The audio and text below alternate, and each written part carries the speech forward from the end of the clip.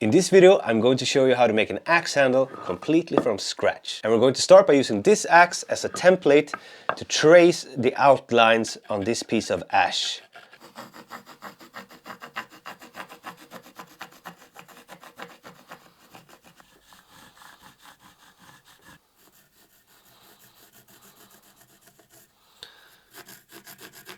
Now that we have the handle traced out on this piece of ash, it's time to cut it out. And the easiest way of doing that would be to use a bandsaw. However, many people don't have a bandsaw, so I'm going to show you another way. And we're going to use a regular saw, and we're going to make cuts all the way around the outlines, and then we're going to use an axe to cut it out.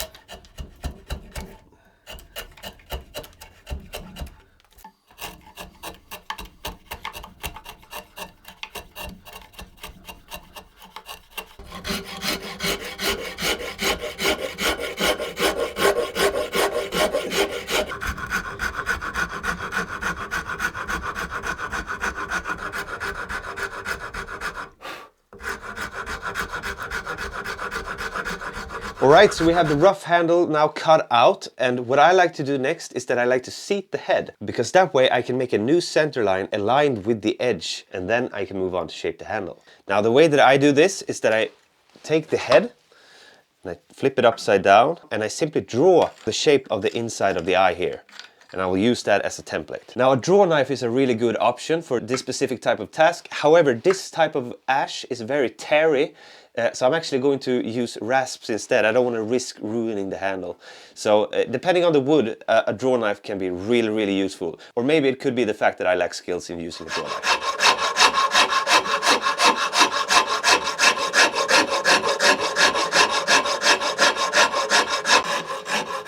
While I'm hogging away material here, I want to tell you about today's sponsor, which is Surfshark. Now imagine being an American and you want to educate yourself with some quality Swedish shows like Pippi Longstocking, Ronja Rövardotter, Bamse. Well, with Surfshark you can. Surfshark is a virtual private network that lets you change your IP address and therefore lets you travel the world with just a tap of your finger. Now hold on a minute, does that mean that you can watch me forging on Swedish national TV and once again enjoy a much younger and more bearded Nils? Yes and yes. Not only that, but Surfshark keeps you safe and private by covering everything you do online. As long as you have Surfshark active, all your information on the internet is encrypted. That means that if anyone is trying to snoop on you, they won't be able to see what you're doing or where you're doing it from. Now they have 24/7 support, and I personally like the fact that I can have an account and my whole family can use it. Now if you are unsure and just want to test it out, Surfshark has a 30-day money-back guarantee. Secure your privacy with Surfshark, enter the coupon code Nils Ogren for an extra 3 months free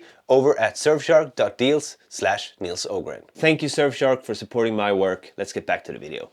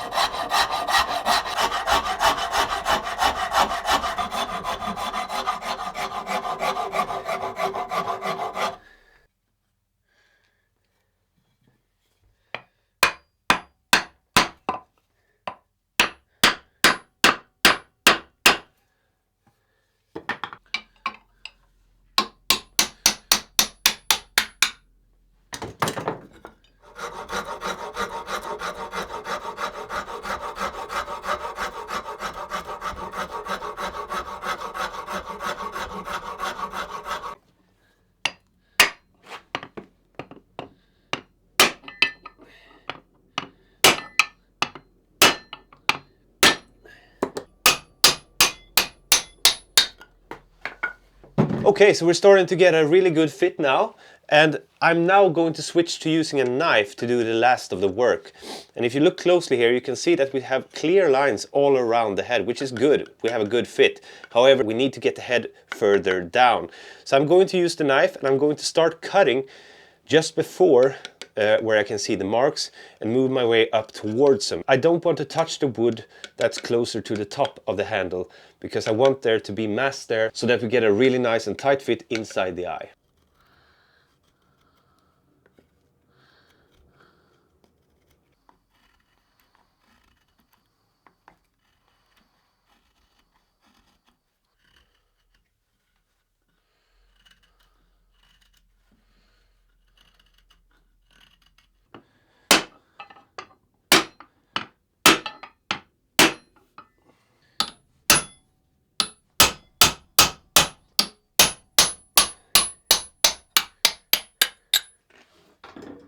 Now I will continue this process going back and forth, seating the head, removing some material, seating the head again, until the head is almost in the position where I want it to be. I will save the final fitting until the handle is completed.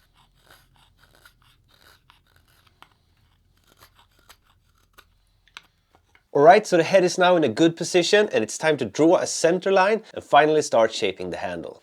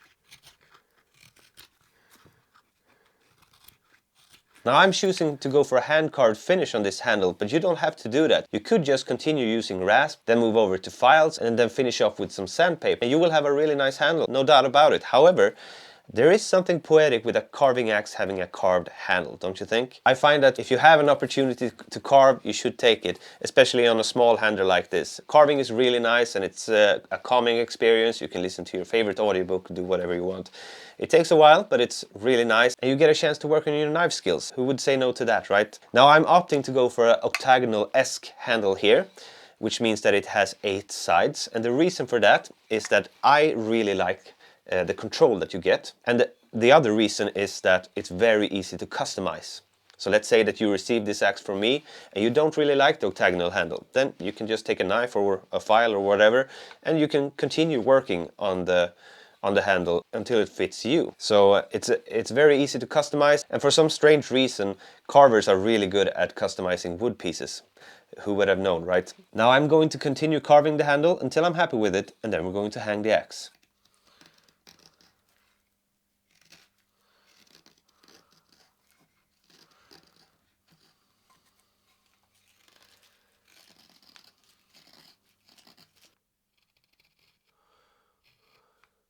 Alright, so I'm done carving the handle now. It's not the most beautiful handle in the world.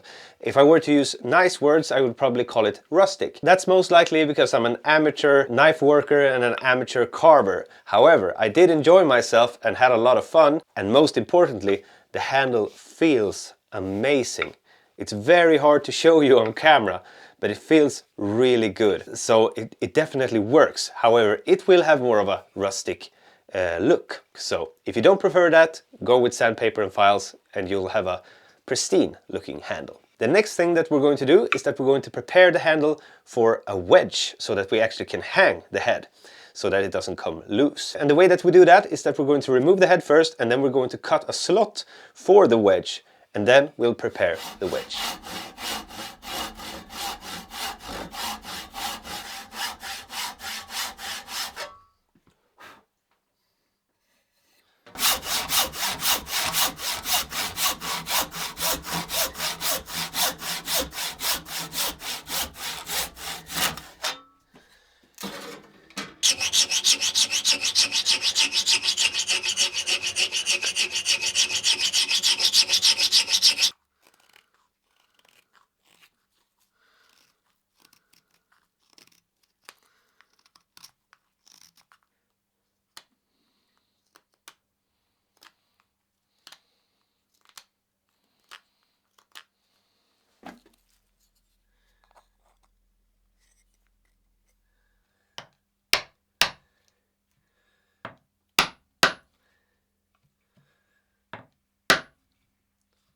So in my opinion, there are primarily two reasons why we wedge the head to the handle.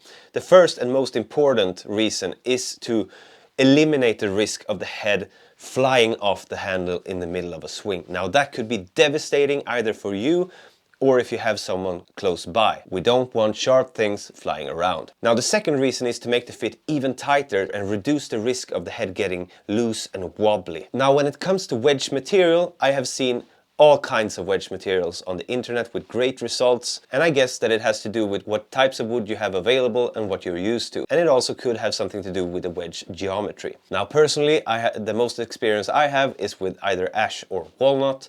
I've tried different ones, but those are the ones that I like the most, and I suggest that you try out different types of wood for wedges and see what works best for you. Now another important thing to look at is how much do you actually need to wedge the eye. And as you can see on this axe, we already have a pretty tight fit. There's not much room here that needs to expand. So the wedge that I am using is not super thick. Now imagine if we had way more space here around the eye, then I would need to make a more aggressive wedge, or maybe I even need to consider making a cross wedge. And that's when you make a wedge this way and that way. It's to push the material both sideways and back and forth. All right, so let's wedge the axe.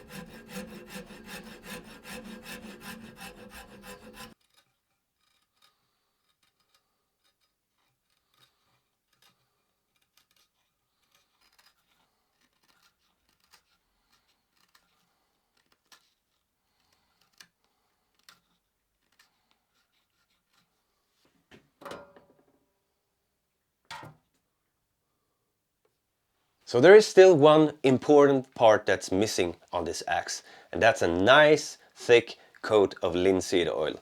And in this case, I'm actually going to heat my linseed oil. According to my sources, if you heat the linseed oil, it would actually penetrate even deeper into the wood and therefore leave a much better protection for the wood. And if you don't have an option to heat the linseed oil, you could also mix in some turpentine. It would also help the linseed oil penetrate. However, once again, according to my sources, it won't leave as good protection as just the linseed oil. So I'm heating the linseed up to about 60-70 degrees Celsius. Now it could go higher than that. However, my brush wouldn't handle that heat, and if I got some on my fingers, it would hurt. So 60 degrees will do. Let's put on some linseed oil.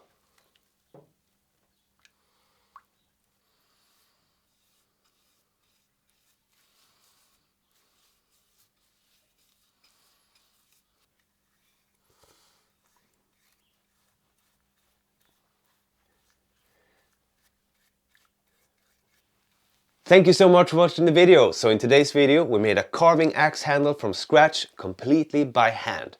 And for those of you who have been around a while, you will know that the carving axe project is something I've been working for quite some time, together with my friends over at the Spoon Crank. Now this is the 4th prototype, and we are giving it away. So subscribe to the YouTube channel, leave a comment including the name, the Spoon Crank, and I will pick one out at random that will receive this axe. Now make sure to read the pinned comment. All the information about the giveaway is in the pinned comment. When the giveaway ends, how the winner will be announced, etc. is in the pinned comment. And obviously be aware of scammers. They are everywhere these days. So read the pinned comment and you will be safe. So for those of you who are interested, we are very soon going to launch our first batch of these carving axes.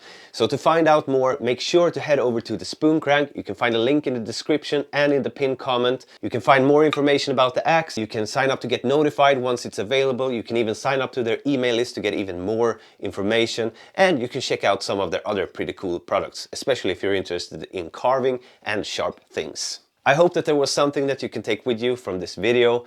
Maybe you saw me make a mistake that you don't want to replicate. Maybe you saw me do something good that you want to try out. That's the beauty about sharing information. Iron sharpens iron. There's always something that we can take with us when we share information with each other. And that's how we learn and improve our craft. I also want to thank everyone who chose to support what I do here on YouTube over at Patreon or YouTube membership. You guys help support what I do here, making videos for everyone to see for free here on YouTube. So thank you so much for supporting my work. If you want to help out, you can find a link to my Patreon and YouTube membership in the description below. Thank you so much for watching the video, and I'll see you in the next one. Goodbye.